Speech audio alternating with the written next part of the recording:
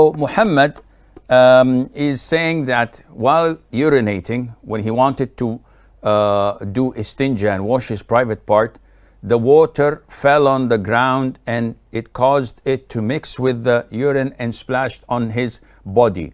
If you are certain that there is urine on your body, you have to wash that. Do I have to take a full shower? No. Only the areas that are affected.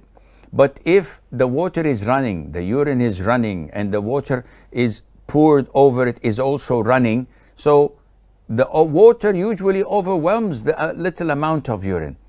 And whatever splashes that comes to you, if you can identify that this is urine, the characteristics of the color, the smell, and I hope you don't have to taste it, then this is urine. But if the characteristics are not there, it's only plain water, then the assumption that it is urine is not changing the fact of certainty, which is everything is pure until proven otherwise, and Allah Azza wa Jal knows best.